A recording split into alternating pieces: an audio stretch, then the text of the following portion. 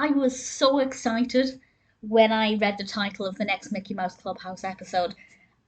And I don't necessarily think it's acceptable for somebody of my age to be excited about a Mickey Mouse Clubhouse episode, but I genuinely was. This is Dr. Daisy, MD. I love medical dramas, and yes, it is possible for somebody to love a show like House, and also be quite fond of Mickey Mouse Clubhouse. I watch these shows because I'm a big Disney fan, and I will watch anything Disney does, but I also like analysing these to see how educational they are. This one is not as educational directly as some episodes. We're not counting money, we're not naming shapes or colours, but it's encouraging play, and it's encouraging empathy. And I think it's a lot of fun.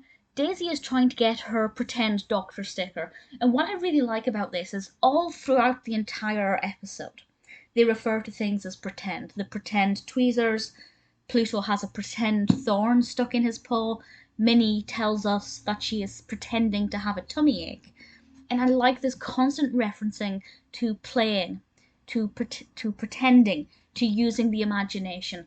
And I think it definitely encourages younger viewers to do this. And of course, children do love playing doctors and nurses. I'm pretty sure most people have had some kind of plastic case with a plastic stethoscope and a plastic syringe, and have pretended to be a doctor or a nurse and treated their dolls or whatever.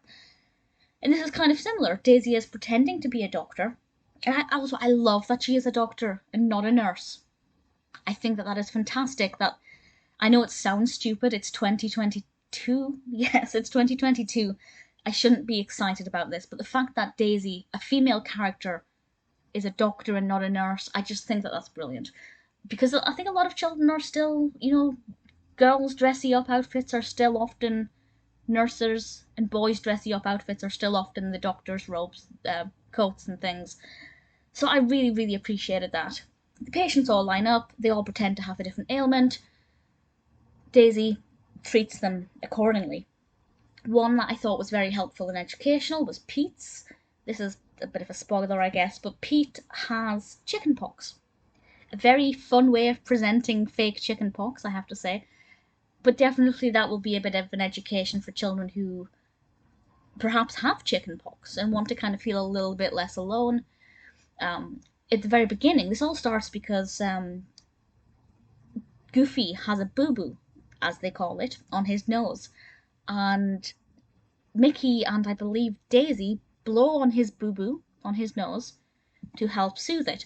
And obviously this is a brilliant trick that is done with a lot of young children. If they cut themselves, if they get a graze, you blow on it to make it better. Now, thinking about it, probably not a hygienic option, but it does. If a child hurts their arm and it's not broken, blow on it to make it better, and somehow magically it stops hurting and they stop crying.